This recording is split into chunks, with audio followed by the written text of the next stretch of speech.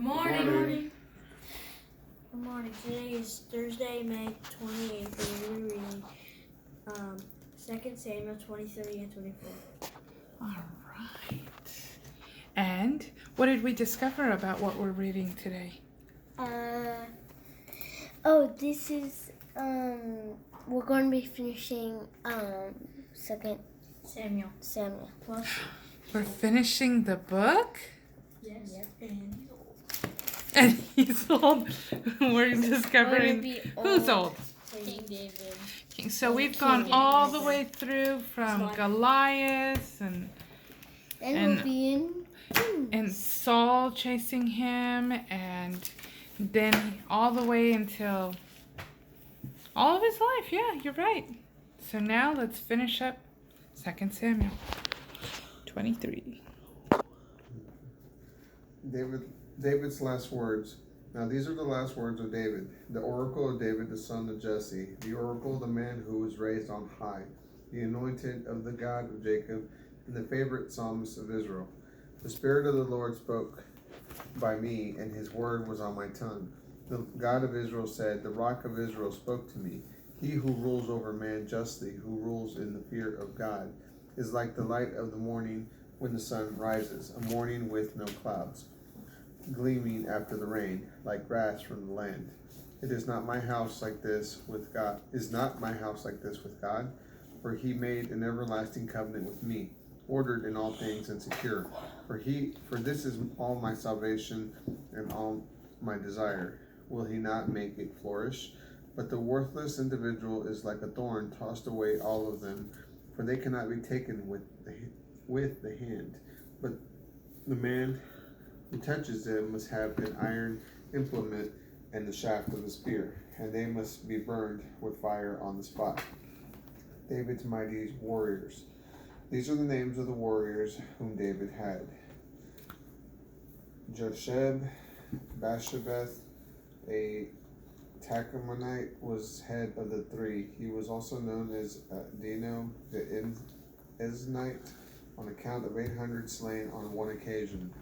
After him was Eleazar the son of Dode, the son of Ohi.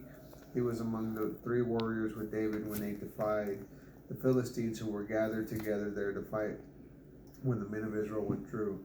He arose and attacked the Philistines until his hand grew weary and stuck to the sword.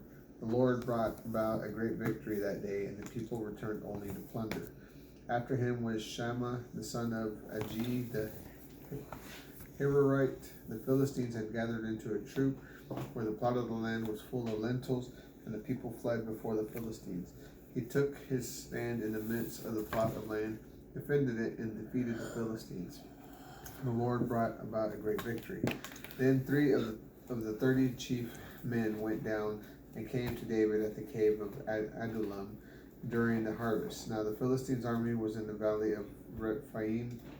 At the time, David was in the stronghold, while the Philistine garrison was at Bethlehem. David said longingly, "Oh, that someone would give me a drink of water from the well." In Bethlehem, by the gate, the 3 warriors breached the Philistine camp and drew up water from the well at Bethlehem by the gate, and they brought it to David. However, he was not willing to drink, so he poured it out as a drink offering to the Lord. He said, "Far be it from me, O Lord, to drink this, the blood of the men who risked their lives." So he was not willing to drink it. These things the 3 warriors did.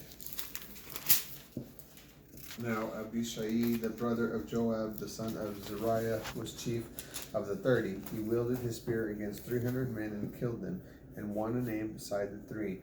Was he more honored than the 3? He became their commander, but he did not attain to the 3. And Benaiah, the son of Jehoiada, was a valiant man of Kabzeel, who had done great acts. He struck down 2 sons of Ariel of Moab. He also went down and killed a lion in the middle of a pit on a snowy day. He struck down an Egyptian, an impressive man.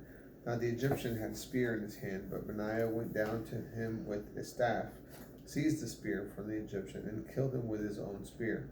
These things Benaiah the son of Jehoiada did and won for himself a name alongside the 3. He was more honored than the 30, but he did not attain to the throne. No, To the the 3. So David set him over his bodyguard. Among the 30 were Ashael, the brother of Joab, Elhanan, the son of Dodo of Bethlehem, Shemaiah the Harodite, Elika the Harodite, Helez the Palatite, Ira the son of Ikesh the Tekoite, Abiasur the Anathothite, Mebunai the Hushatite, Zalman the Ahohite, Mahari the Netophathite, Helid the son of Banah the Netophathite, Ithai the son of Ribai from Gibeah of Benjamin, Benida the Peridonite, Hidai from the brooks of the Gash, Abi Alban the Arbatite, Asmaveth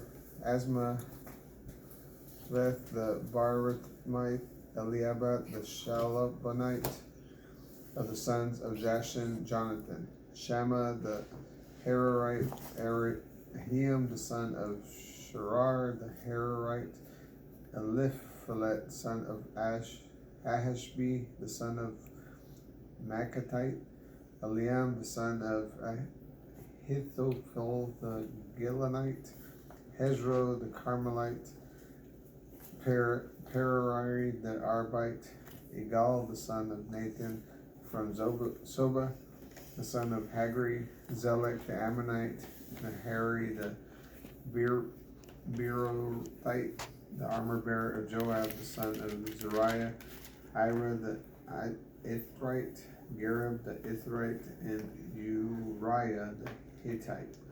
There were 37 in all.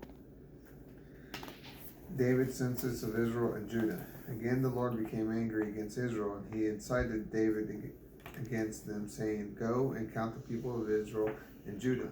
The king said to Joab, the commander of the army who was with him, Go throughout all of the tribes of Israel, from Dan to Beersheba, and muster the people, so that I must know the number of the people.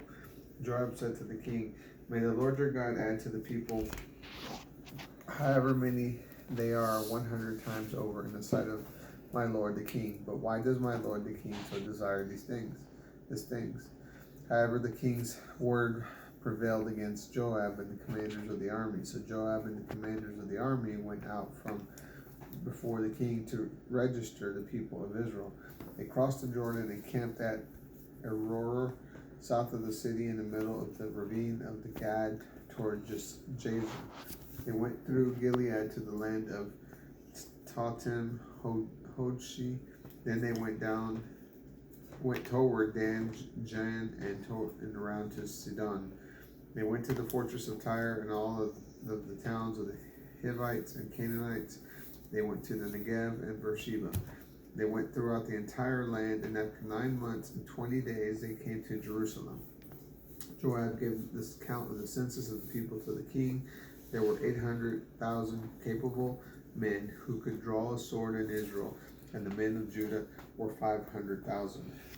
Judgment for David's sin. Now the heart of David struck him after he had counted the people. David said to the Lord, I have sinned greatly by what I have done. Now may the Lord take away the iniquity of your servant, for I have behaved very foolishly.